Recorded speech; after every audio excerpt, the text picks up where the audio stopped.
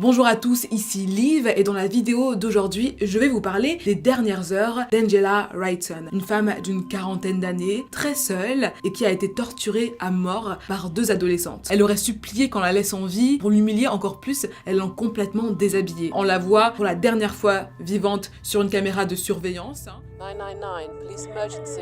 Shut up! Look, you just come and get us, please. Si vous regardez cette vidéo, c'est que vous êtes consommateur d'internet et très certainement aussi consommateur de réseaux sociaux, tout comme moi, hein. Et donc vous êtes certainement habitué à ce que la technologie traque chacun de vos mouvements. Enfin, c'est aussi un petit peu de notre faute, hein. C'est pas vraiment la faute de la technologie, mais on passe notre temps à poster les plats qu'on mange dans nos stories Instagram, on poste également les lieux qu'on visite, mais aussi on écrit sur Twitter toutes les idées qui nous traversent l'esprit presque en permanence. Et parfois aussi, on se rend sur Facebook pour stalker notre ex Dylan, qui vit sa meilleure vie. Donc franchement les filles, il faut oublier Dylan, on passe à autre chose. Vous connaissez peut-être la fameuse expression anglo-saxonne, si ça n'a pas été posté sur internet, est-ce que c'est vraiment arrivé? Et c'est très révélateur de notre consommation d'internet. Du coup, ce n'est pas vraiment étonnant de voir de plus en plus de crimes exposés sur la toile, et même parfois résolus grâce à internet. Bonjour à tous, ici Liv, et dans la vidéo d'aujourd'hui, je vais vous parler des dernières heures d'Angela Wrightson, une femme d'une quarantaine d'années, très seule et qui a été torturée à mort par deux adolescentes. Deux adolescentes qu'on appelle aujourd'hui les tueuses de Snapchat. Avant que je commence la vidéo, pensez à vous abonner et à activer la cloche et dites-moi dans les commentaires, je me suis abonnée, je répondrai à un maximum de ces commentaires. Et comme toujours, prenez quelque chose à manger et quelque chose à boire et installez-vous bien confortablement, vous en aurez besoin pour ce qui va suivre, honnêtement. Nous sommes donc en décembre 2014, retour,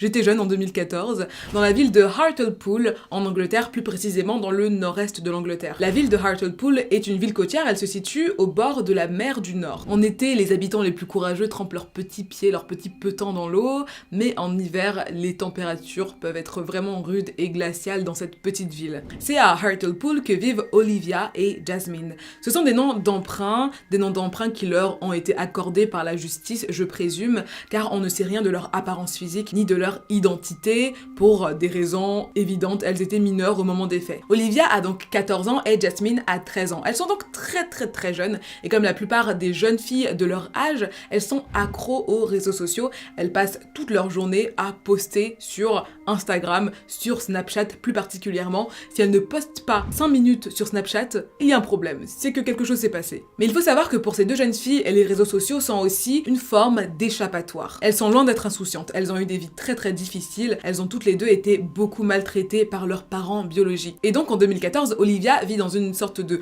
maison d'accueil, de foyer d'accueil, et Jasmine, elle, a été placée en famille d'accueil. On pourrait se dire que le fait qu'elles aient été éloignées de leurs parents biologiques qui étaient maltraitants aurait pu les aider à aller mieux dans la vie. Mais c'est en fait tout le contraire qui s'est passé. Il faut savoir qu'elles se sont rencontrées à l'école primaire et sont devenues très vite inséparables, notamment car elles avaient des histoires de vie assez similaires. Elles étaient un petit peu des poisons l'une pour l'autre et elles ont commencé à dériver sérieusement dès l'âge de 11 ans. Dès l'âge de 11 ans, elle consommait des drogues plus ou moins dures et aussi de l'alcool en très grande quantité. Elles n'allaient pas beaucoup au collège, elles passaient leur temps à courir dans les rues de Hartlepool, à se droguer, à boire, et les rares fois où elles allaient au collège, elles passaient tout leur temps à harceler leurs camarades de classe. C'était vraiment les brutes du collège. Et là, vous allez me demander, mais comment à 14 et 13 ans, elles pouvaient se procurer autant d'alcool? Mais il faut savoir qu'elles étaient plutôt intelligentes et elles jouaient beaucoup de leur charme auprès des adultes. Donc souvent, elles se postaient tout près de petites épiceries et elles demandaient aux adultes qui entraient de leur acheter de l'alcool. Et le plus étrange, c'est que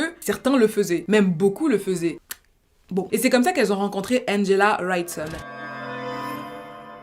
Angela Wrightson était une femme d'une quarantaine d'années qui avait eu une vie assez difficile, qui était alcoolique et qui donc passait une grande partie de son temps dans ses petites épiceries pour acheter de l'alcool. Tout comme Olivia et Jasmine, elle n'a pas vraiment eu une enfance heureuse, elle n'a jamais vraiment vécu avec ses parents biologiques, elle a été très tôt placée en famille d'accueil, foyer, elle est devenue alcoolique quand elle était très jeune. Et à partir de là, elle était aussi connue par la police pour de petits délits, bagarres, consommation d'alcool sur la voie publique. La vie d'Angela était un petit peu compliquée compliqué. Ce qui m'attriste vraiment, c'est que c'était une femme extrêmement seule, au point où elle préférait la vie derrière les barreaux, parce que du coup c'était une vie collective où elle n'était pas seule, à la vie en dehors des barreaux, où elle n'avait aucune règle à suivre. D'après ses voisins, Angela était vraiment adorable. Elle restait souvent sur le palier à fumer pour discuter avec ses voisins parce qu'elle avait besoin de compagnie, et puis quand elle allait acheter de l'alcool, souvent elle leur achetait du chocolat. En fait, c'était une personne très seule et vulnérable qui avait désespérément besoin de contact humain. Et comme elle avait besoin de compagnie, elle a commencé à accueillir des jeunes chez elle. Des jeunes qui avaient fugué, des jeunes qui étaient sortis du système scolaire, des jeunes délinquants. Et quand ils allaient chez elle, c'était pour faire la fête, pour boire sans limite, pour danser. C'était vraiment leur lieu de party, quoi. Waouh, l'accent. La porte d'Angela n'était jamais fermée, ils entraient comme ils voulaient, ils lui disaient à peine bonjour,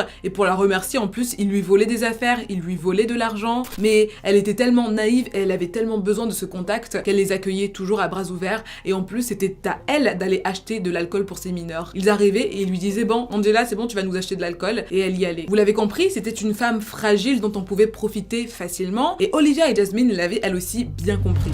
On est le 8 décembre 2014. Ce jour-là, Olivia se réveille et décide d'aller rendre visite à sa mère biologique. La conversation tourne très vite à la dispute et c'est habituel entre les deux femmes. Elles ne s'entendent pas du tout. Le pire, c'est que sa mère va lui dire « Bien, va te suicider » et elle va même lui tendre des pilules pour qu'elle puisse se suicider avec. Vous avez un peu une idée des relations entre Olivia et sa mère. L'adolescente va passer le reste de la journée à boire et à se droguer. Elle ne le sait pas, mais au même moment, Jasmine a elle aussi rendu visite à ses parents biologiques. Ça s'est également terminé très mal, en dispute. Et donc les deux jeunes filles se retrouvent dans l'après-midi avec 2 grosses bouteilles d'alcool. Elles sont prêtes à boire pour oublier tous leurs problèmes. Et bien sûr, elles se disent, mais où est-ce qu'on peut boire sans être attrapé? Chez Angela. Donc elles se rendent chez Angela. À ce moment-là, elles ont déjà beaucoup bu.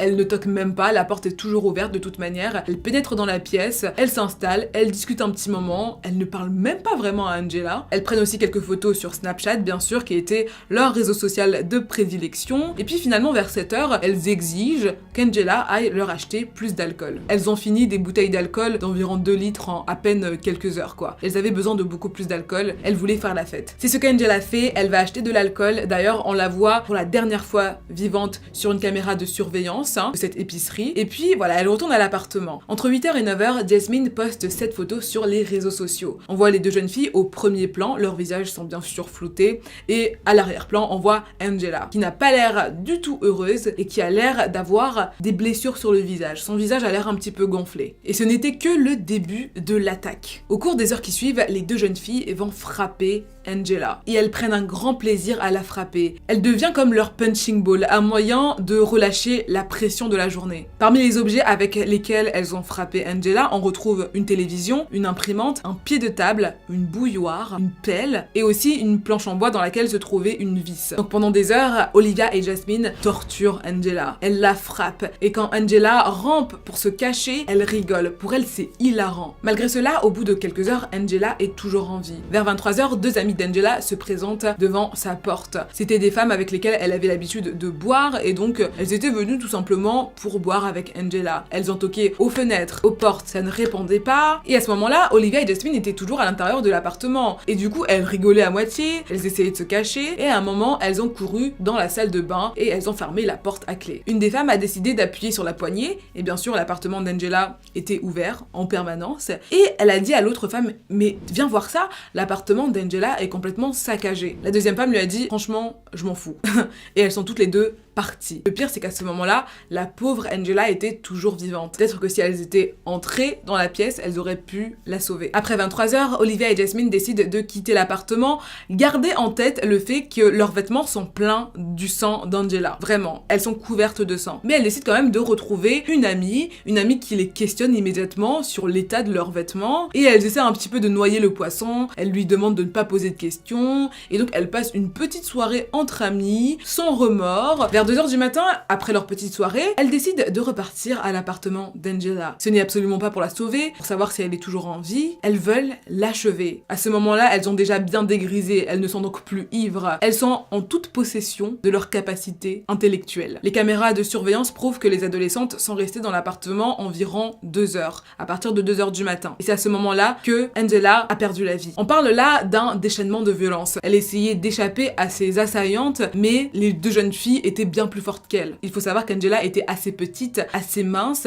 son corps était vraiment abîmé par des années d'alcoolisme, et donc elle était assez faible. Elle aurait supplié qu'on la laisse en vie, mais Olivia et Jasmine n'en avaient rien à faire. Pour l'humilier encore plus, elles l'ont complètement déshabillée. En tout, l'attaque a duré plus de 9 heures, et Angela avait sur tout son corps, même à l'intérieur de son corps bien sûr, plus de 100 blessures différentes. Je ne sais pas si vous réalisez à quel point c'est traumatisant, mais surtout à quel point c'est douloureux. C'est quelque chose que je ne souhaite vraiment à personne. Le pire, c'est que Angela ne leur avait vraiment rien fait. Elle était au mauvais endroit au mauvais moment finalement. Et donc là, il est 4 heures du matin, Olivia et Jasmine sortent de l'appartement d'Angela, elles marchent, elles remontent la rue toutes les deux, et puis elles se disent bon, il commence à faire un petit peu froid, on va peut-être rentrer chez nous et dormir un petit coup. Et là, elles font quelque chose d'assez inimaginable, elles appellent la police en disant écoutez, on est 2 jeunes filles disparues, est-ce que vous pourriez venir nous chercher et nous ramener chez nous? Apparemment, c'est quelque chose qui se fait, en tout cas en Angleterre, mais je pense aussi partout dans le monde. Si vous avez disparu, vous pouvez appeler la police pour que la police vienne vous récupérer à un point. Donc pour elle, la police était un Uber. Lors de l'appel téléphonique, on voit qu'elle rigole en arrière-plan en plus, elle ne joue même pas la comédie, c'est assez incroyable, et en plus j'imagine que leurs vêtements sont encore un petit peu tachés de sang, le culot est incroyable. Je pense que vraiment elle se sentait toute puissante à ce moment-là. Et donc la police vient les récupérer pour les ramener à leur domicile, et dans la voiture elles prennent des snaps. Et ça c'est assez terrifiant parce que ça prouve qu'elles sont totalement déconnectées de la réalité. Plus tard dans la matinée, le propriétaire d'Angela vient lui rendre ses clés qu'il lui avait certainement empruntées. Et donc il toque un petit coup, elle ne répond pas, et il décide d'appuyer sur la poignée puisqu'il sait que la porte d'Angela est souvent ouverte. Et là, il découvre, vous pouvez l'imaginer, un spectacle horrible. Mais en plus, il trouve le corps d'Angela complètement nu et complètement abîmé. Il y a du sang partout dans la pièce. Il est traumatisé. Il appelle immédiatement la police et la police se rend immédiatement sur place. La police arrive sur place et même pour eux, c'est un gros choc. Ce n'est pas tous les jours qu'on voit ce genre